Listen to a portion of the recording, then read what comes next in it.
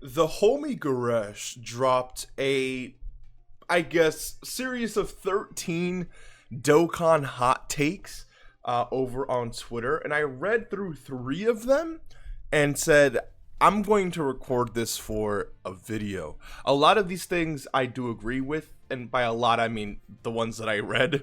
And part of this is also to garner what you feel about this and how would you tackle some of the things that Goresh mentioned, because at the end of the day, these community discussions, at least for me, it feels like they really do matter. Dokkan does make changes at the end of the day that does, reflect that they are listening to the community in some way, shape, or form. I'm not saying this video is going to make any drastic changes, but if we can solidify how we feel about certain things, and when certain surveys start dropping and we, vocalize those things, I think it does lead to a better, healthier game in the long run. Let's scroll through these hot takes and let's see if they're hot or not. And let's just go through it and I'll give my opinion as well. So Goresh said, thread of 13 Dokkan hot takes as promised from my summon video yesterday. Go check it out if you haven't already. If you're into Legends content, of course. Or I guess the Dokkan Hybrid Garden summons could have been that too. The hidden potential system needs to be revamped ASAP. With a lot of recent units having most mechanics built into their kits already, a lot of the buffs from the hidden potential system don't feel even half as powerful as they were when the system originally dropped. So my big question for Goresh in this one would be, what kind of revamp or improvements are you specifically looking for within this? Because I'll show you this right now, right? Let's just pull up a character like Super Saiyan 3 Goku, okay? Super Saiyan 3 Goku has a 30% chance to crit, 50% chance to dodge, and then where is the more chance to crit and more chance to dodge when you're under a certain or in a certain slot. I agree that when the hidden potential system first dropped, a lot of characters just they weren't having all these chances to dodge, to crit, to perform additional super. So with characters having that already built into their kit, I understand what Gresh is saying. I also make the argument too that it just makes the characters that much better. Like being able to give 20 additional to a character who has 70% chance to perform additional super attack, it just makes the unit more comfortable for me, But the question again becomes, what would you guys like to see be added to the hidden potential, I guess, nodes? Like, do you want to see damage reduction? Do you want to see really unique effects, like being able to stop the enemy from attacking, like breaking the enemy's action once within a turn? Or super attacking, or, supporting on super attack? Or what if there was like an extended passive? So you had your passive skill and then like an extended passive, and the extended passive would basically be a summary of everything you chose in the hidden potential, Or it could just be a passive skill, and then let's say these last two lines came from the hidden potential, so it would basically be highlighted in like a different color or something. Again, like there's so many ways they can go about it. But I do understand and agree with the overall sentiment from, number one here. Number two is a summon animation skip button is more badly needed than any gameplay functionality adjustment / change. I would, it's gameplay functionality. So, honestly, if fighting multiple, bots during the prelims of World Tournament counts as functionality, and this comes from someone who plays World Tournament, I would say that needs to be changed so badly. But at the end of the day, I don't really think that when you play Legends, for me, I'll be honest, I don't feel the need to skip my summons. But I think if you play Legends as much as Goresh does, and you have the option to skip those summons, and then you come back to Dokkan where you don't have that option, it's just going to feel that much worse, right? On Legends, you have the option to skip whenever you want. On Dokkan, you don't. Since I don't play Legends like that, I've never gained that, well, let me just skip. Like, I've never gained that, you know, behavioral pattern, if you will, because we've never had that before. So again, if you play Legends, like, I wonder how many people were asking for skip buttons before Legends had that skip button, compared to after, right? And I mean, you know, I would just almost bet that players were definitely begging for that skip button after, because I realized how convenient it was for Legends, and it's like, why doesn't Dokkan have this, right? So it definitely puts pressure on Dokkan to include it. I would like a summon skip, because I'm like, dude, when we're summoning and we get like Majin Buu by himself flying in, not even like, or we get Mai not even riding Trunks, it's like, why am I, not Mai, because Mai can't fly in, but Trunks without Trunks riding Mai, it's like, what's the point, you know, of sitting through this multi? And of course, things can happen, you know, screen cracks can happen, whatever the case is, but for the most part, I think it would make life a lot easier, and summoning a lot more pleasurable for those who just don't want to sit there and watch the shaft, you know, unit by unit. So again, I agree with it. I don't think it's as bad if you only play Dokkan, but again, I agree. Number 3, there is such a thing as too much content. Dokkan is a game that is not designed to be played for hours and hours every single day. For every person who complains that there is enough content, there are probably 10 more who think there is too much. So he doesn't outright say it, but his argument is Dokkan has too much content. That's just how I'm understanding it. I think, again, this is more of like a subjective thing. I think simply because, you know, when you first hop into the game, right, there's too much to do. When you've completed everything, there's nothing to do, right? But if we're looking at it from an that's like the subjective point of view. If we look at it from the objective point of view, there is a lot to do in Dokkan, dude. There are easy A's. Now there are super easy A's. There's extreme Z areas. There's a collection of epic battles. There is a support memory upgrade event. There's the boss rush. There's the ESBR. There's the SBR. There's all the legendary events. There's all the original Dokkan events. There's all the Prime battle events. All the Cell Max. All the Red Zone stages. And that's probably not even naming half of them. There's Ultimate Clash. There's the new Dragon Ball story. Then, of course, there's like the story events and the quest mode. And so there's definitely a lot going on in Dokkan, and I do think they could do a lot better job of sequentially unlocking that content, because I know that when you first hop into the game, you can't even compete into Ultimate Clash once you're, is it level 50 or 150? I think it's 50. I haven't seen that, you know, screen pop up in a while, so I think it's level 50 or rank 50 you have to be, but a Dokkan tutorial that takes you through all the content, I think would be, or just a tutorial option, right? And then, not only that, one hot take, and I'll love to show this to you in the game. I'm just currently link leveling right now, so just give me 1 second. Let me see if I can also connect my phone while I'm at it. But I think Dokkan does a terrible, terrible, terrible job at organization. And there is hope. There is hope, because they have introduced something recently, which again, I'm going to show you in just 1 second. They have introduced something recently where the organization is beautiful, and it made me extremely happy, since I'm someone that does suffer from a little bit of OCD, admittedly. But Dokkan does a terrible job of organization. What do I mean? When you go to the event stage, everything is so out of order, and so let me just get out of this link leveling stage. Let me see if I can just get out of it. Give me 1 second. Hold on. Okay, so I'm going to get out of this. Let's just show you what this is for what it is, right?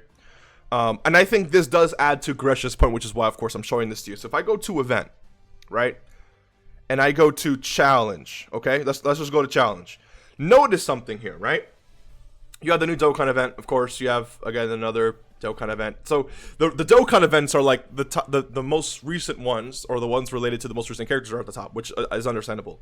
Then you have Infinite History. Then you have Extreme Z areas. Then you have ESBR. You have SBR. You have the support memory thing. If you see all these uncompleted stuff, I'm waiting to do it on stream, so don't come at me for that.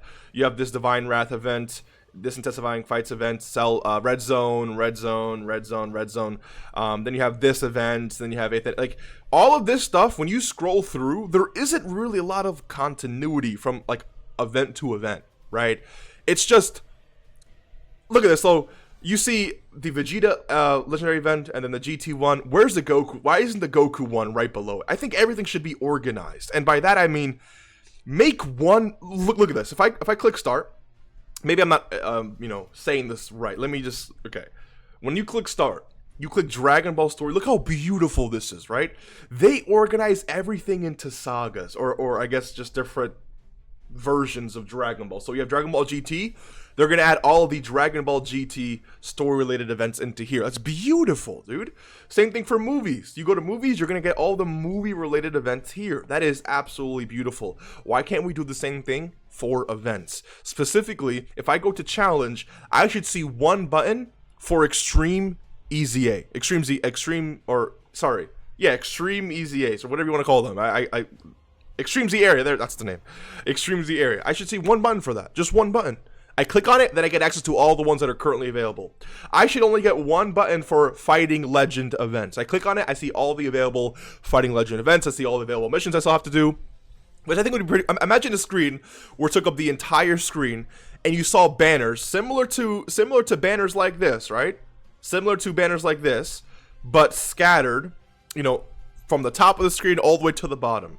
And it was just so one of them was Dokkan events, right? So you click on the Dokkan event one, and it shows you the ones you still have to complete. It shows you all the ones that are still available. You can see all the missions you still need to do. So it's just a nice comprehensive screen. And same thing with, let's say, I think challenge events would be great for events like Infinite Dragon Ball History. I don't know if you would do Super Battle Road and Extreme Super Battle Road in there. They'd have to really come up with a way to organize it, but I think they can definitely do a better job than this, dude, because you're scrolling for days when most of this is Dokkan events, and I think they could do a better job at organizing this.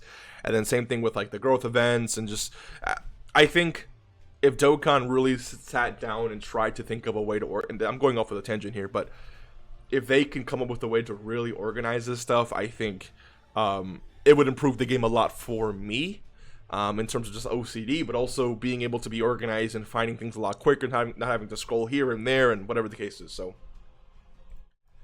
at the end of the day, I do think not having it organized does make the game feel like there is just so much that's going on. And again, it just adds to Grish's point, because I do think there's a lot of content in Dokkan. There's just a lot. I think organizing this make it a lot easier. More in-depth late game tutorials that they could add could also help that as well. So yeah, I agree. Number 4, I've not read any of these just yet. So number 4, let's see. There is too steep of a learning curve for new players in Dokkan. Opening a unit's detail screen and being greeted with 4 tabs of paragraphs, transformations, 9 different conditions, links, categories, etc. would turn me off from the game as a new player. This game is mechanically bloated, which is not surprising after 9 years, but something should be done to help new players ease into the game better. I won't lie, that is, I think, a very good point, and let's just test it out. So here we are in Dokkan. Let's say I just started the game recently, and let's say I'm going to summon on the new Super Saiyan 3 Goku, right? So let's go here. Let's take a look at the new Super Saiyan 3 Goku.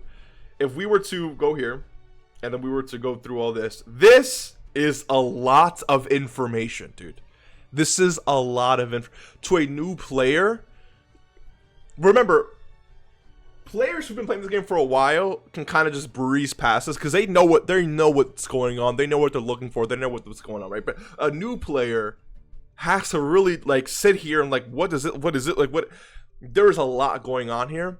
And what's worse is that there's a lot going on here that doesn't meet the eye. And what do I mean by that?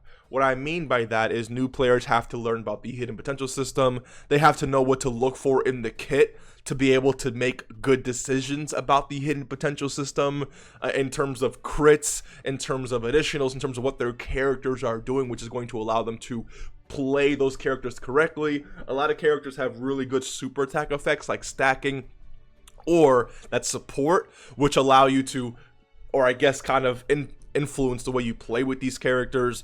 Being able to action break the enemy with their next attack is also super important. So all these little mechanics that you don't see right away when opening this, but are so important in events, is just like insane. And I know, dude, dealing with a lot of new players, I know that some people don't even know how to figure out if characters are stacking attack or defense or not. And that's not a problem if you're new. I get it, right? I learned that 3-4 years into the game, so I get it, right? We're all slow when it comes to certain things, but it's like, there has to be, and I don't really know what Goresh has in mind for this, but it's hard to imagine what an overhaul would look like for a character screen. But I do agree that there's so many mechanics in this game, dude. Transformations, active skills, standby skills, unit super attacks, of course, all the links, all specific categories, all the different types of leader skills in this game and what each consists of. And when the 200% leader came out, a lot of people were confused with how it worked and which category meant this or which category buffed this for that. It's a lot. It is a lot to digest. And if you have just a new player starting the game from scratch, there is so much information. So I do absolutely agree. I don't know what a change would look like, but it's definitely, it's definitely a, just an amazing point. There's just really no way to put it. It really just is a great point. And let me know if you have an idea on how they would change that, to be honest. No matter how much Dokkan pushes actual content, the collection aspect of the game will always retain more importance than the functionality of units in events. I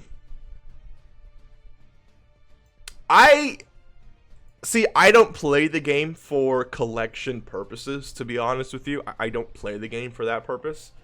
Why do I play? I mean, I just love the game. I just love Dragon Ball, right? And Dokkan really allows me to, experience my love for Dragon Ball in a way that I can't get anywhere else. So from that perspective, I disagree. Could I still disagree though? Because I understand collection is important to a lot of players. So if I were to disagree to this, I'm disagreeing to all of that, which I don't think I could really do. I understand how important collection is to a lot of players. I don't know what the stats are for people who care to people who don't. But I understand the take. I'll say that I definitely understand it. And it would be cool if Dokkan did like a collection. Like I've always asked for like a trophy case in Dokkan, where if you complete something or if there is some sort of event in game where you can earn like trophies or you can earn character trophies. Do you remember? And I'm gonna pull this up here. I don't know if it's gonna actually come up, but if I do Bulma, damn, Bulma doesn't come up. If I do April Fools, hold on. Damn, what is the name of that that one card? I'm looking for the waifu. Let me do STR waifu unit. April, was it April Fools? No, it was Valentine's Day actually. This card right here. Yeah, okay. So it was April Fools. Okay, cool. So this character released, and I used to have this character. It was great times back when we had this character, but my account comes from after this, unfortunately, so it is what it is. But the point is, this card is like a collection character, right? This card isn't something that you can just get whenever. If you had it, you had it, and if you don't, you don't. You can't use this character, and I really like that. If Dokkan had events around the year where we could just collect a character from completing a specific mission, and the character's nothing more than a trophy case. It's nothing more than, damn, we were here, we accomplished this, X, Y, and Z. I would love that. And then if we had like a trophy case section in the game where we can see all the trophies that we've earned, and maybe it's like a trophy rare, right? Maybe the card art is a little bit different, maybe they treat it a little bit differently, and maybe these trophy cards give players buffs. So maybe the passive skill is like 15% extra zenny earned from events. That type of stuff would be extremely cool, dude. I don't know, man. That's just me. Maybe it's a bad take. Let me know what you think about that. But I agree with Goresh here, in terms of the importance of it. I don't know if that's the most important. I think the most important is objective. Sorry, subjective. I don't really know how we could measure that. But I do know, like, especially early on in the game, a lot of people just cared about collection. So I understand it. An official way for Dokkan to be played on PC would be a more important update than anything we've ever seen in the past. I agree. There's nothing really to say there. Support memory should only contain scenes that have absolutely no chance of being included as parts of obtainable units in the future. Absolutely agree. I don't want to not have a character in Dokkan because the animations they would have used have been spoiled with the support memory instead. Absolutely. These are cold takes, dude. Each one of these are cold takes, to be honest with you. Tier lists are near. Okay, so tier lists, just take out the near here. Tier lists mean. Okay, see, the reason why I'm struggling reading this is because this are near thing. So tier lists are. Dude, can I stop clicking that button? Jeez, tier lists are meaningless. Oh, it's our near meaningless. Dude, see, bro, I'm a Dragon Ball fan, okay? Tier lists are near meaningless and only serve to garner attention. They provide almost no valuable information whatsoever, but are still more valuable than Legends tier lists, I agree. Every mode in the game should serve some sort of purpose that differentiates itself from every other game mode. If there is little to no distinction between two modes, one of them should be removed or they should be combined. I like this take, and here's why. A few years ago, during the 6th year anniversary, we got this event right here. Let me show it to you. We got this event right here. Okay, Gods of Destruction Assemble. In it, stage 2, this bad girl right here, she changes types. Like every turn, every rotation, she changes types. I thought that was super unique. I think it would be really cool if Dokkan dedicated content to maybe it's not RNG based, but content around you having to build a team knowing the enemy is going to change types, and every so often they made a new event where the typing change is just different. You got to really navigate new challenges. I really do like that concept. But if you think about it, a lot of this content at the end of the day is really just the same. What really changes is how much HP the enemy has, how many attacks they do, and how hard they hit, right? The reason why I like prime battles a lot, and people are going to disagree with me, but the reason why I really do like prime battles is prime battles are different, dude. Yes, it's a long grind, but it's a free LR, and the grind itself is very simple, and it's just very different. Like, I like having a different way of collecting characters in the game, a different way of experiencing the Dokkan, right? Not everything has to be, some sort of, I guess, like some sort of just event where you hop into multiple stages and the enemy gets stronger and then you win, right? That's why I also really like burst mode. Burst mode, I think, is extremely cool because burst mode takes already existing events and makes you select the challenge. That's really cool. Imagine there was another thing like burst mode, but instead of, being able to make the enemy just harder and having to beat it, it played on the speed battle thing. So it's not just burst mode, it's more like speed mode. That kind of sounds weird, but the purpose of the mode would be you set your own restrictions, and all that matters is that you beat the event in the fastest time possible. And then of course the winners, I mean, it could be based off it could be like a ranking thing, like chain battle, or it could just be something that gives you rewards based off your speed or whatever the case is, right? So something like that, again, interacting with the game differently, I think is really cool. So burst mode, I'm a big fan of. I think they did a great job with making you select the difficulty and how you experience it. It's an amazing addition. I love prime battle events. Dokkan events are always going to stay. I also really do love the fighting legend events. These are different types of events. It's the enemy, yes, is getting stronger, but it's longer form events, which allows you to play with different characters. I love defensive stacking characters. So when I want to really experience the true defensive power of a defensive stacker, I hop into legendary events, right? And I'm begging for a new one, dude. ESBR and SBR is again a great example. So Dokkan does a great job, definitely a great job with different types of content. I do think, with Gresh's point, they could do a slightly better job of differentiating different forms of content and not just artificially increasing difficulty. So yeah, number 10 here.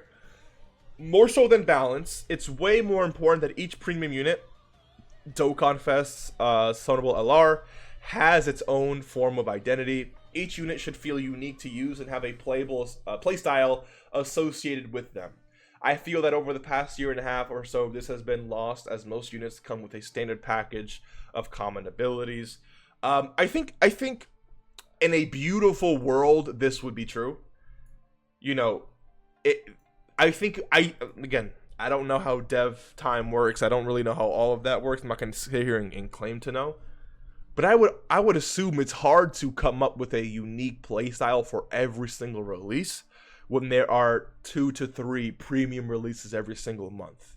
And then it's interesting because I think this take, depending on how you take it, kind of contradicts an earlier point with Gresh where it was saying that the steep is too high. If you have 5 new premium characters whose kits are different, but they have common abilities, it's a lot easier to then learn the game compared to 5 new characters released, all with different mechanics and stuff, which makes the game harder to deal with. So you have to really just pick and choose your poison, you know. I agree that it would be cool for characters to feel unique, but I don't know if that should be every single release, because I just don't know how well they can keep that up. And then if they start to really do that, and then they can't keep it up, every release from there on out would be a massive disappointment, because everyone would be like, okay, yo, we're so used to this new standard of new mechanics and new features and new playstyles, but now the last 3 releases haven't had any of that. This game is boring. Game is gonna die. X, Y, and Z. Right? So I think I'm not really I don't have a problem with the way Dokkan's been currently releasing characters. So that's just, my take, but yeah. Moving on to number 11. I've made this point before, but as a free-to-play player, there's no reason to ever summon for any villain character from a pure value standpoint.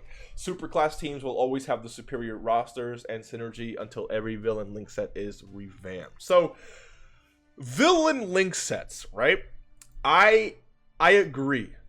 Right, because villain teams unfortunately they just suck. So the question is, how do we rectify that, right? So if let's say I pull up the androids, let's say I pull up what's a villain that's very far associated from the androids? We can do Hyperguard, and then let's do something like let's do LR Peel Off, right. So essentially, what Gresh, from what I understand, Gresh is saying is that while it's great to have links that really do, signify what the character is and what they do, I think it would be great. Hear me out. Maybe this is a hot take or not. It would be great if all villains could share at least 3 links. And granted, the number of links don't really matter. It's what those links do, right? I say at least minimum 3 links. So let's say that one villain link could be, just terror, right? Let's say that the link is just called terror, or nightmare, for example. If nightmare would be, or fear, and again, just every character should have share 2 to 3 links. One of those links should really be giving key. And I'm talking like 3 key, 4 key, 5 key, whatever the case is, right? And then another link, or the other 2, in total it should be giving like, 4 or 5 key, 40% to attack and defense, and maybe a little bit of crit, maybe a little bit of damage it up, like 3% damage it, something, right? It makes every single villain compatible with every single villain, so no matter who you're running, what rotations you're running, every character is going to have an amazing opportunity to super attack, have extra stats, have extra, defense, and you won't run into issues like this here. Like, this is the character I have the biggest problem with, because Janemba, this fat Janemba, is such a fun unit to run, and probably also one of the most excruciatingly painful characters to run. I love running this Janemba, and I also just hate it. This character, let's count the amount of key from links, okay? 0, 0, plus 0, 0, plus 0, 0, plus 0, 0, plus 0, 0, plus 0, 0. This is insane, in my opinion, right? On top of that, no key from passive. Unless you get 4 more type key. You know how hard that is, dude? Consistently speaking. It just doesn't make any sense. But if these links were fierce battle for extreme class characters, dude, should at least be 3 key and 30% to attack. 3 key, 30% to attack would fix most of the issues with these Dokkan Fest characters, if we're just being honest with each other. But again, Gresh is absolutely right. That's just a genuinely cold take. Number 12, characters with the same name should be able to link with each other, but the same exact character should not have the ability. But the same exact character should not have that ability, i.e. a leader plus a friend unit rotation of the same character should not be able to link.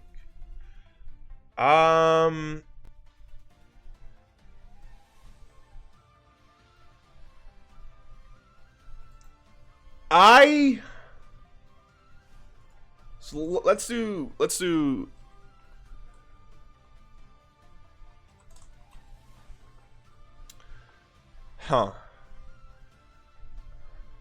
I think I disagree.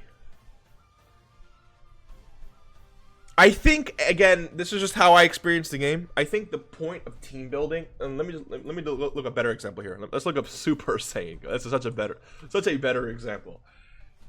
I think the point of team building is to have, again, this is my perspective. I'm not saying this is the objective point, but my view is to have characters who are different that work well together. So you run a Goku, and you run a Chi-Chi, and you run a Vegeta, and you run like a Beerus.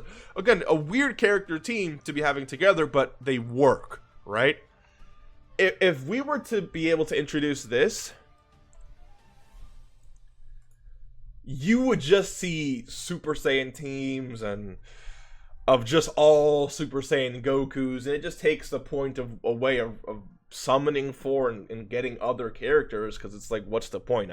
I'm just running a Super Saiyan Goku team, and it's all Super Saiyan. And I think my take is the exact opposite. I feel like friend characters, because they're not on your team, should maybe be able to link with their friend. Sorry, with your lead. Because it's a friend, it's not your unit, right? I disagree. I think team building should be... I like the fact that Dokkan forces you to be a little bit more flexible with your team building. But then I'll also say this, there are some modes where they could allow it for sure, right? But in general gameplay settings like Dokkan events, all the difficult challenge events and stuff like that, I think it's nice to, like, I think in easy A's they should allow it, right? Maybe not. I don't know. I don't really agree. And then number 13, setting a trend of giving out rewards for hitting top grossing in the app/Play Store was a mistake. Setting a trend of giving out rewards for hitting top grossing in the app/Play Store was a mistake. See, I really wish Gresh could expand on this. If I had to assume what he's saying, it's that the expectation, or maybe it could be a global versus JP thing. Again, I can't put words into it. I don't know exactly the angle he's tackling, but just from the sentence itself, I disagree.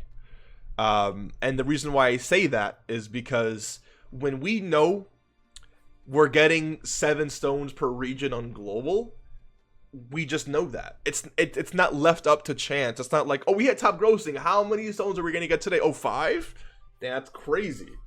Oh, we're getting 30 this time? Why did we get 5 last time?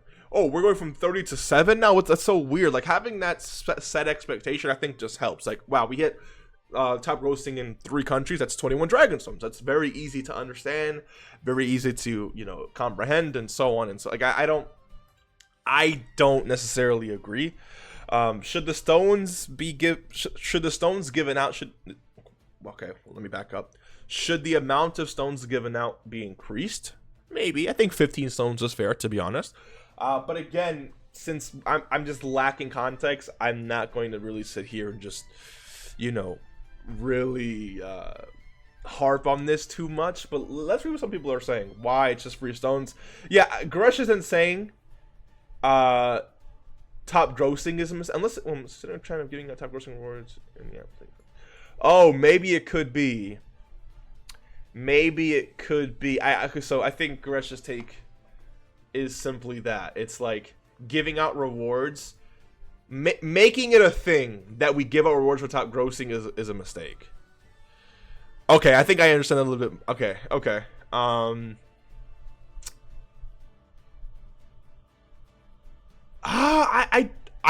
I think I disagree even more. I think if the game could hit a certain, so the games, you know, the point of Dokkan and the point of all these games, right?